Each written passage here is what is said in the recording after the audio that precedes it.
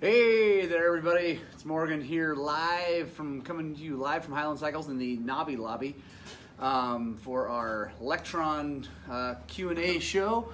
Gonna give everybody a little bit of time to log in and join us here today. It is 7:30, right on the money. How's everybody doing today? I hope it's well. I don't think we have anybody on quite yet, so I'm gonna have a cup of coffee. And like I said, give everybody a little bit of a chance to get in here. Quick mention that tonight is our Thursday night ride. I will actually not be able to make it. My kids are playing baseball tonight. So I gotta watch them play baseball. It's important to them. So I can't make the Thursday night ride tonight. Other news, this Sunday we're having a Grace Moto ride day up on the Uncompahgre Plateau if anybody's interested. It's with my church, Grace Community Church. We're doing a ride day up on the plateau. And our big news is that July 26th through the 30th is Ride Montrose. If you're coming out, I'd love to see you. We're going to have fun events every night, Thursday night, Friday night, Saturday night here in town. We got rides planned. If you go to www.highland-cycles.com. Hey, Michael Thomas, what's up? You go to Ride Montrose page on our website and check out the schedule of events. Looks like we got some folks tuning in, so let's start with talking about Lectron carburetors. First of all, it's Lectron, L-E-C-T-R-O-N. It's not Electron. There's zero electronics on a Lectron carburetor. That's one of the things I like about it the most. Super duper simple. It is old 70s technology, basically. Yeah, sounds like a busy and fun weekend for sure. Coffee and Lectron Carbs, Steve McEwen, that is us. So, first of all, there is my Lectron carburetor from my YZ250. What's up, Brooks Tomlin? How's it going? Just wanted to see the show. Sweet. Michaels. Yeah, so that is what a Lectron carburetor for a YZ250 looks like. It's a 38 millimeter carburetor. This is the HV version. I'll be talking about that in a little bit. Let's start with what a Lectron is. So it's just a carburetor. That's the thing that I love the most. Is it's just a very simple carburetor that delivers fuel in a very good way, in a very smooth way that helps bikes run at all sorts of different elevations really well. Anyway, so it's simple. It's proven technology from the 70s. They've updated some things, obviously, and I just really like them. I'm going to be talking today about what they do on two-strokes. I have never used one of their carburetors on a four-stroke yet, so I know they've got a new one that's really awesome. Everybody's talking really good about it. Travis Newbold ran one on his second place winning Pikes Peak bike just a few weeks ago and crushed it. Said the bike ran great. So I know that the four-stroke carbs are good. I just don't know much about them personally. I am currently running this one, this 38 millimeter. John Taylor, yes, they do make them for minis down to 85s. I don't know if they have them for smaller than that, John.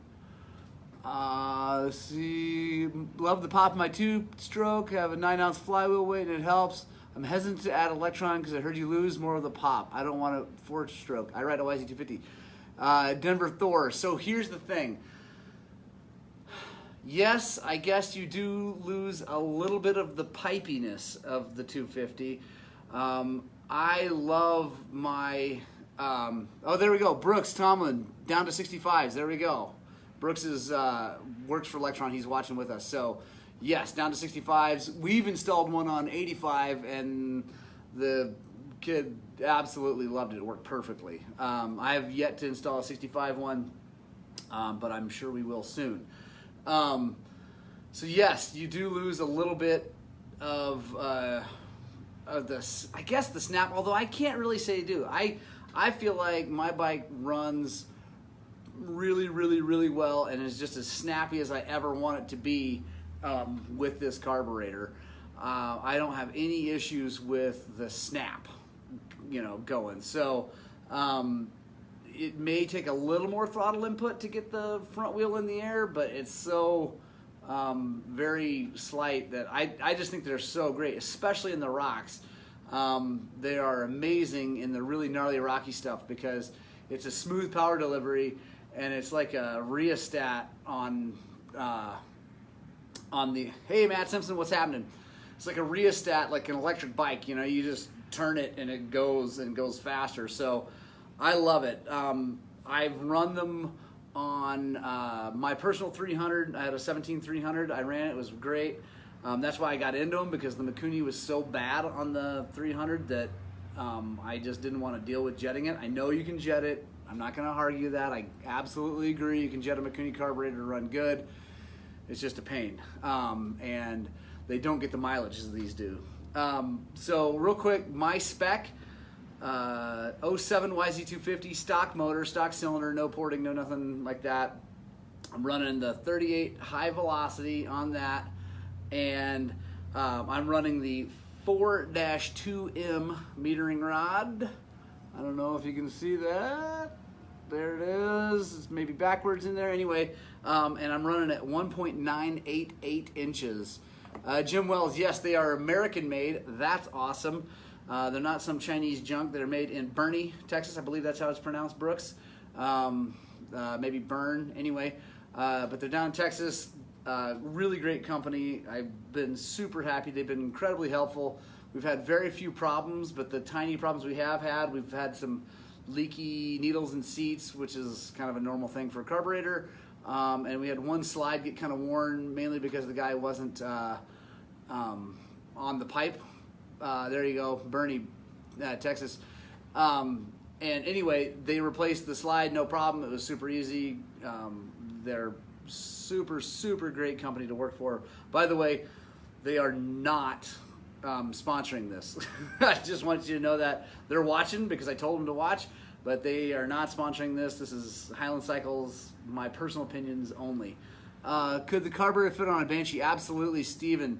Or Scott, sorry, Seven Stark. Yes, they can fit on a Banshee. Hey, there's my wife. Ruth Spradling is watching. That's awesome.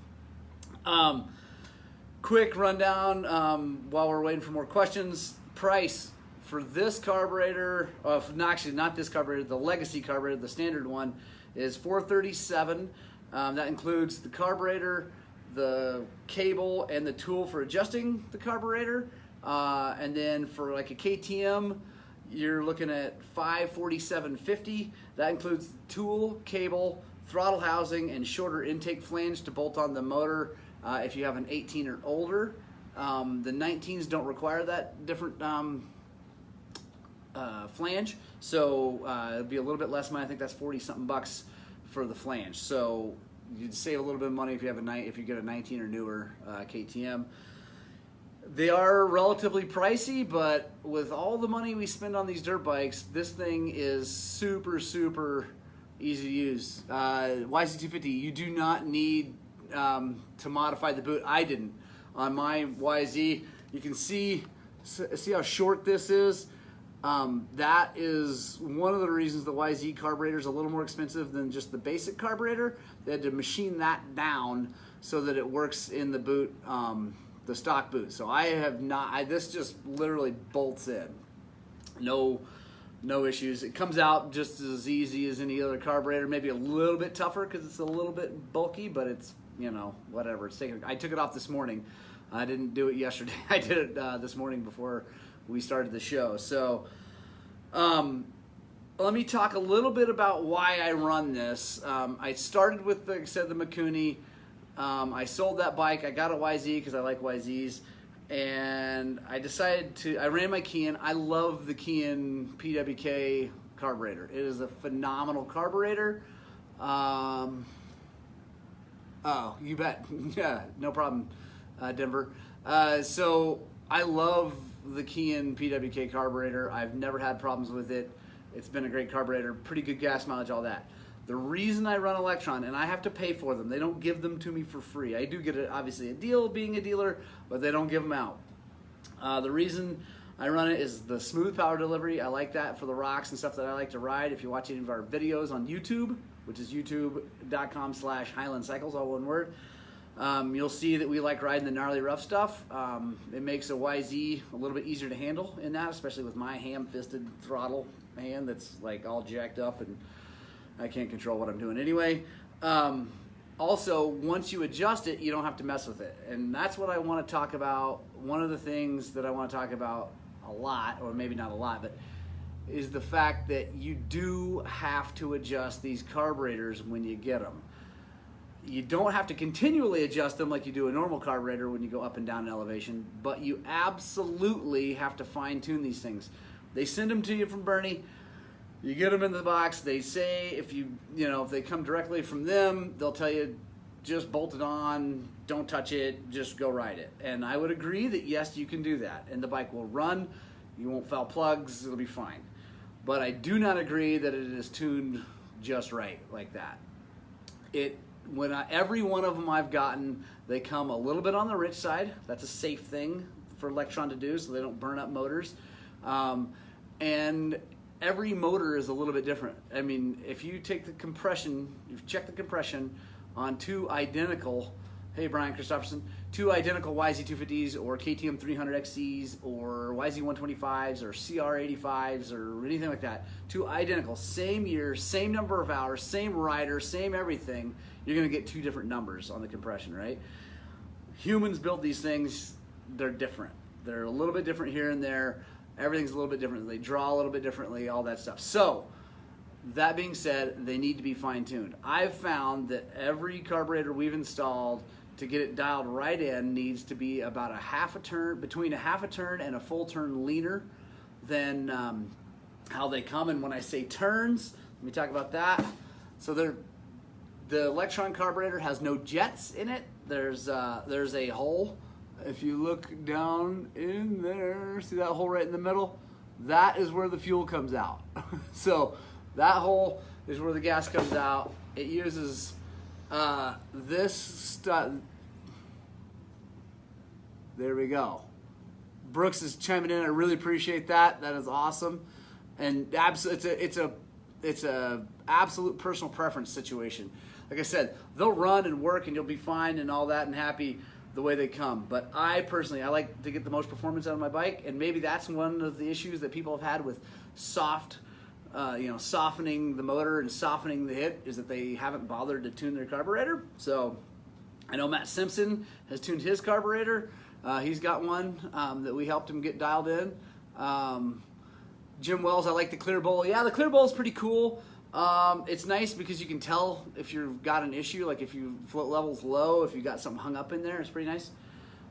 Back to how you adjust them. This rod, if you look really closely, is shaped like that. I don't know if you can tell. It's ground and it gets thinner as you go down. So as you lift this with your hand, your right wrist lifts this, more gas comes out, right? So it gets thinner going down this way, so as it comes out of the hole, it's a bigger hole for the gas to come out and more gas. So what you do is you turn this in to richen, out to lean, and they give you this cool little tool, which I have here in my pocket. If you get one of these carburetors, please use the tool. Don't use vice grips or things like that. You'll put marks on this and greatly affect the way the thing runs. So you turn this in to rich, out, lean. If you don't know what your bike's doing, like if you're not sure, like if you need to go richer or leaner, call me, take it to your local mechanic, have your buddy who rides two strokes or whatever, who's been a mechanic, who knows things, just like, you can start guessing and you'll figure it out eventually, but it's pretty easy to tell once you know.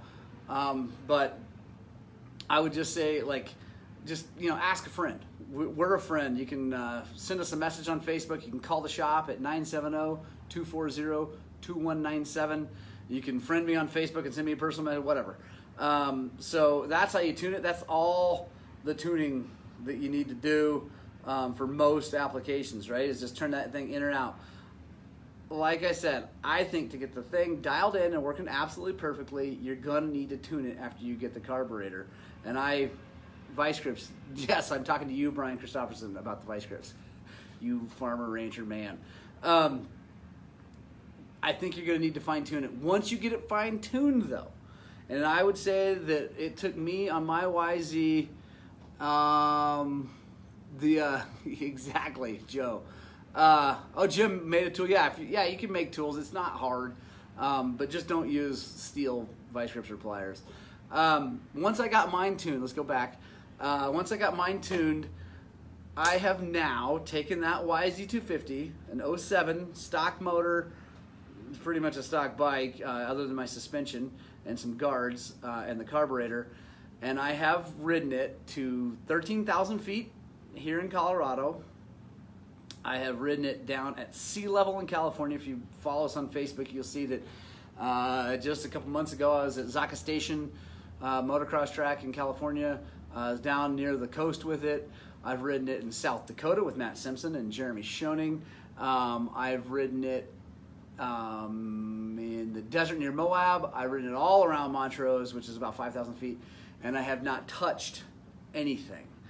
Is it perfect in all those places? Probably not. I could probably get a little bit more performance out of it if I wanted to make it absolutely dialed in perfect, but it's not too lean down at sea level, and it's not all over the place on, it's not all burbly and rich way up high in the mountains. It runs great.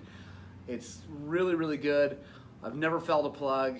The bike just runs great everywhere, and I like to keep things simple, and I like to not work on my own stuff. We work on stuff all day here. I love working on motorcycles, but my personal motorcycle, I like to just get on it and ride it.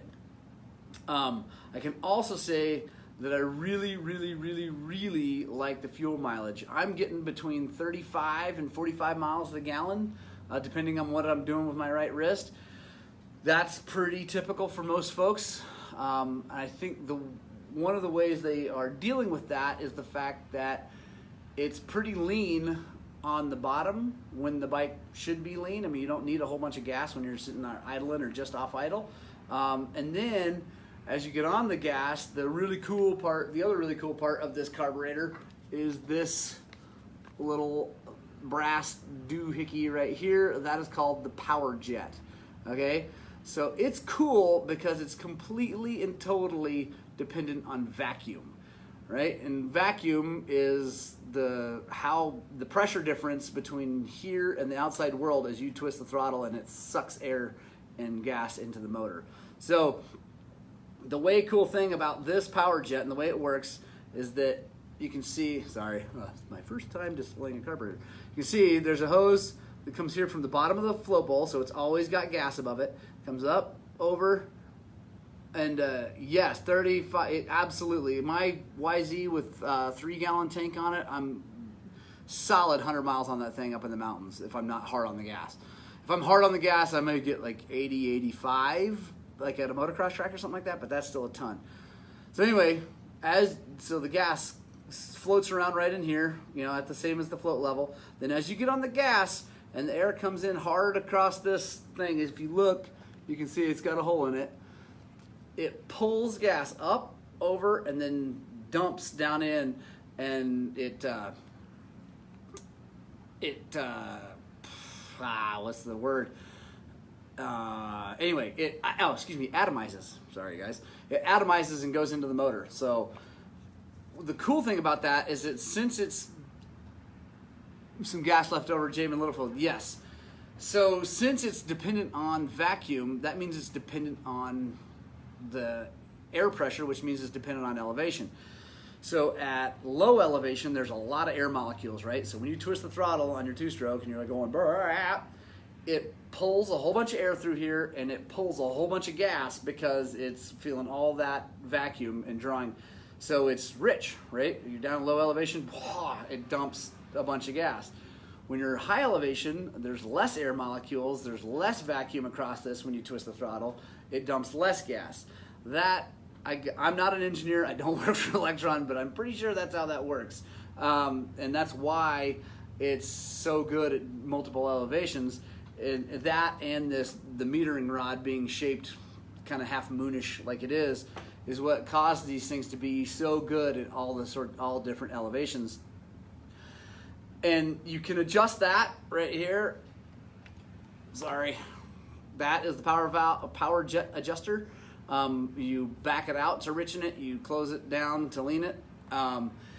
We just got a carburetor for a guy with a 17 250XC. He put it on. Like I said, he had to lean out the metering rod about a turn, but he felt like the bike was signing off a little bit on top, so he opened up the power jet just I think an eighth or a quarter is what he said, and had it. Now it's dialed in, it's working great. He's ridden it all over. Bike is perfect, no spooge out the exhaust. It just runs good, everything's good. Let's see. Again, hey Jamie, how's it going? I don't know much about their 4-stroke carburetors. Brooks, maybe you could chime in with any kind of information about your 4-stroke carburetors. I know a lot of people are really enjoying them. I don't know what they cost yet. I think they're in the $750 range, which sounds like a lot of money until you go price out an FCR carburetor from Kean, which I think a lot of places is about $1,200 if you buy a new one. So 7 doesn't sound so bad. 7 or 8 doesn't sound so bad. Are there any questions out there? Lectron carburetors, any questions about anything? I'm just waiting for anybody. Like I said, I love them. I really, really, really like the fact that I don't have to fiddle with it. I just get on the bike and ride it. That makes me really happy in my soul because I don't like messing with it. Oh yeah, my name is not Brian. Brian used to work for me, and now I have it. Gaskets, how often to rebuild? Good question. And Brooks chimed in with the price on the 4-stroke. I have not had to rebuild mine, and it's almost a year old now for the YZ. Actually, it's a little over a year old. I take that back. Matt Simpson bought his used and had to rebuild it. Lectron did it. We sent it back to them, fully rebuilt it. It came back looking new. I'm not 100% sure they didn't replace it, but they only charged us for rebuilding it, so that was an awesome thing. There we go. Hey, Cole Carmichael, what's happening? So every now and then you rebuild them. I haven't had to. They sent me a new slide for mine. I haven't had to put it in. You can see where it gets wear on it from the opening. That has not been an issue for me. It's been running great, so I'm not going to fiddle with it. I try not to fix things that aren't broken. But slides are cheap if you do need one. They're made out of zinc. That's one thing. Hey, Bryce, how's it going? The body is aluminum. This is zinc, so this will wear, not the body. So you don't have to replace your whole carburetor. You just have to replace the slide. I've talked to Lectron about maybe like why they don't make the Nicosil coat these and all that stuff. They don't feel like they need to. They last a long time and they're cheap enough to replace it. They're way cheaper than a key and slide. So that's their response to that. I personally think it would be kind of cool if this were Nicosil coated like a key and slide and you just never, ever, ever have to mess with it. But it's not my company, so there you go. And I have had zero problems with slides wearing out. Someone before asked if we're going to do a test versus the SmartCarb. Right now, my mechanic, Javier, is running a SmartCarb on his KTM, Husky 300, same thing. It's an 18. So far, he is really happy with it. It's pretty cool. The metering rod is adjustable from the outside. That's handy, I guess, if you're going to fiddle with it much. It is a giant block of aluminum, and it does still require the different boot and all that stuff. So I don't know. I haven't really looked into their stuff much, but if they say that you don't need the boot and all that, that's not true. You do. I also feel like I've had really, really great customer support from Lectron, and Javier's already kind of had a few issues with SmartCarb. Nothing that they haven't taken care of eventually, but I'm really just incredibly happy with Lectron, so I'm sticking with Lectrons. Does it need choke and starts good at hot start? So yes, it does need a choke. There's a choke. It's on the wrong side. I'm gonna say that. Brooks, I don't know why it's on this side. That's one of my beefs with the Lectron. It's on the wrong stinking side. You got to reach through the motor from the right-hand side and get it. It's not that big a deal because the bike is cold when you're doing that, so the pipe's not hot and all that, but I still think it's silly that it's on the right. So yes, you do need a choke when you first start it. Turn it off right away. Hot start. Starts great, hot start. No issues. The bike fires right up. No problem. I got a bad hip and I'm still kicking a bike and it starts right up. They don't dump fuel in the corners or bumps, so that's where the better mileage is. I don't know if you've seen the Mikuni trick. You have to pull the thing up and do this so it doesn't dump. Hang on. I've noticed I've always had to use my choke just to get the bike started once warm.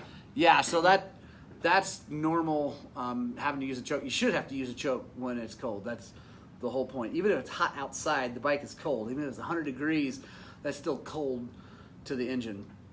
Offer remote choke cables. Put it wherever you want. Yeah, absolutely. I'm not gonna mess with it. It's where it is. There you go, Steve. Yes, Steve, we finally got jets for your bike, which is ridiculous how hard that is for your VMAX. Brooks will chime in there on the 1200 VMAX. Jamin, I don't know what the question's about, but okay, not currently there. Oh, what was I gonna say? Let me talk real quickly about the HV, the high velocity, and the legacy or standard carb. I'm going to tell you right now, personally, I like the legacy or standard carburetor better. I know that Jeff Slavin's pioneered talking about the HV and all this stuff, and Jeff's a great guy and a very good salesman. He runs a great business. I do not agree with him. I like the legacy better. So lean is mean. I run aggressive lean, jetting, MX tracks, Lectron, kind of middle of the road jetting. Mike, first of all, hi Mike. You can run it however you want. I mean, if you want to have it leaner, you can make it leaner. You can adjust the metering rod again. You can turn that out, which leans it, and you can turn the power jet in, which leans it. So you can run it you can run it so lean that it'll seize if you want. I'm not saying that's what you're doing. I totally get the lean is mean thing, especially on an MX track. So, hey, Alec Moorfield, what's happening? So you can jet it, even though there's no jets, like brass jets to put in. You can set it up however you want. That's not a problem, and get it dialed in. That's why I say people need to fiddle with their Lectron carburetors initially. Once you get it dialed, it should work pretty much every elevation, everywhere you go. Oh, yeah, no problem, Mike. And this is going to be up in perpetuity, so you can watch the whole thing if you want. Mickey Payne, what's happening? Coming all the way from Tulsa, Oklahoma there, I'm guessing, unless you're up here right now. The reason, go back to why I like the Legacy, the older carburetor. Jamin, I'm with you on the Legacy thing. So the difference, if you can see, it's really, really hard to tell, but there's a lip down in there, like right where my finger is. That's the difference between the Legacy and the HV. The HV has that lip. What that lip does is it helps it draw more gas earlier in the throttle opening. This was originally, I got this from Lectron, but I got this information from Lectron.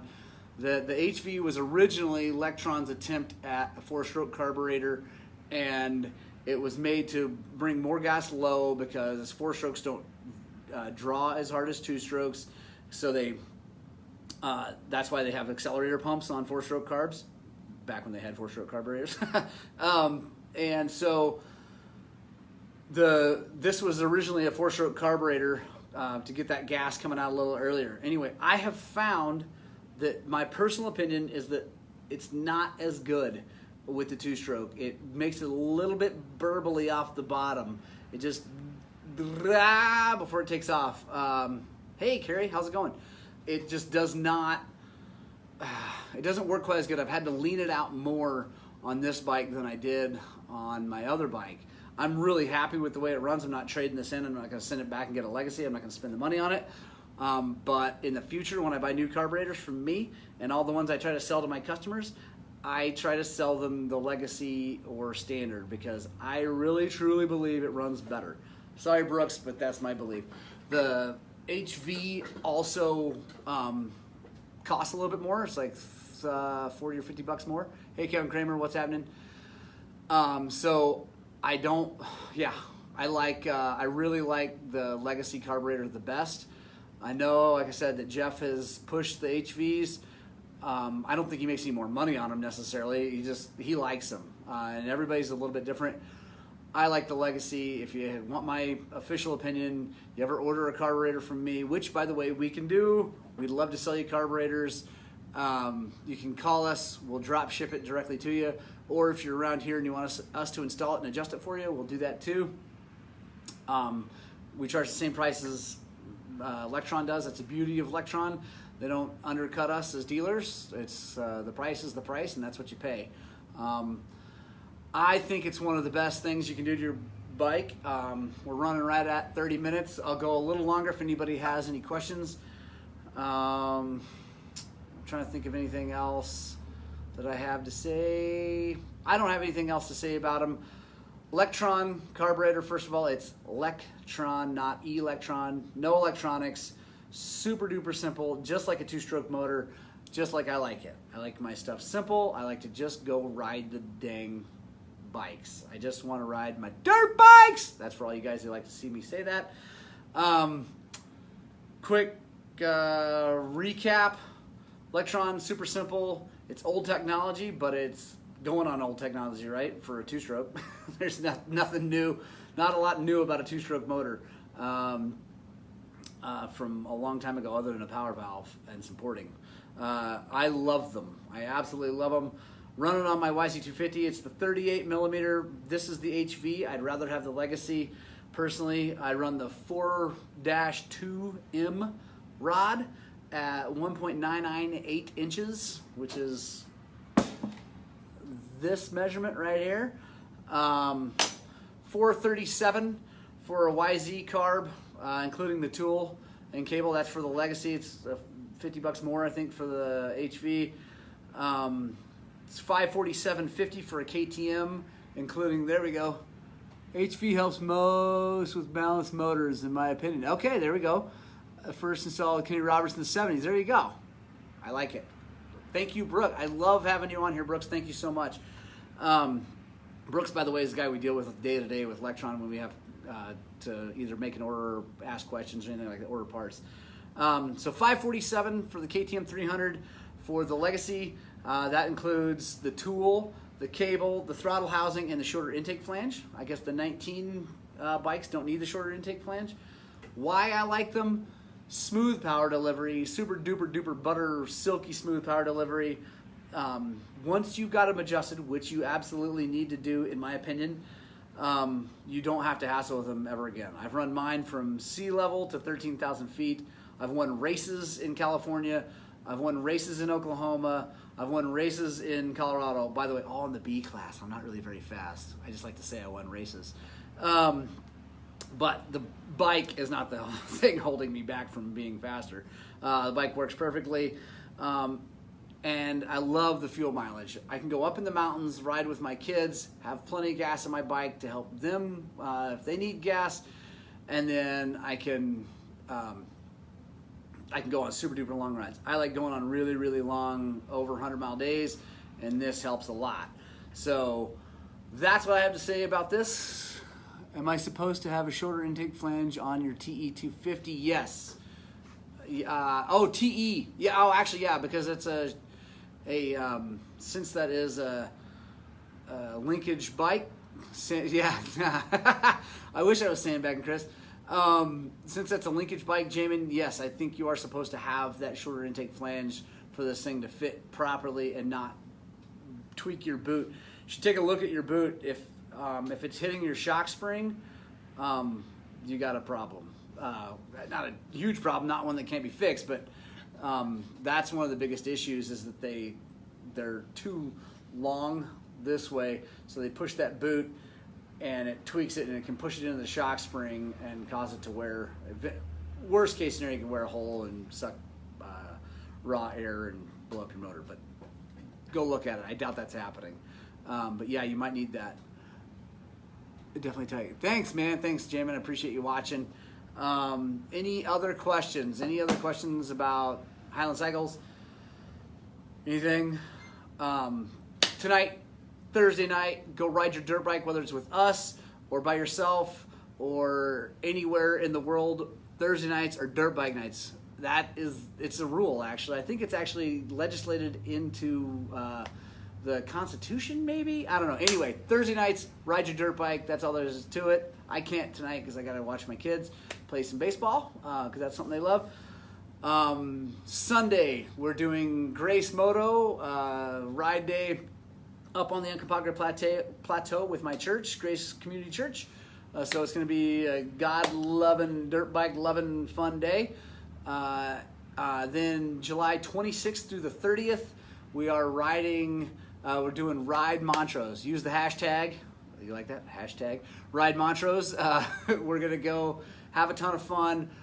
We got things happening in town, Montrose, Thursday, Friday, Saturday night. And then, so the quick schedule is Thursday night kickoff party, Horsefly. Thank you, Horsefly Brewing. Friday night, Moto Swap Meet and also movie night down at Two Rascals Brewery. Thank you, Two Rascals. We're going to be watching On Any Sunday Next Chapter. And then Saturday night is party at Intrinsic, live band. It's going to be super fun. Probably have some giveaways and stuff there. Riding every day, starting Friday, Dawn Patrol, 6 a.m., Peach Valley. Saturday, Dawn Patrol, Dry Creek. Saturday afternoon, Plateau. Sunday, all-day Plateau. Sunday, we're also offering a clinic with national champion Russell Bobbitt is coming out. So if you're around, the class is all day. It's $350 plus a $25 land fee for our landowner who's building things for us. Private track, fully custom built for the class. It's going to be awesome.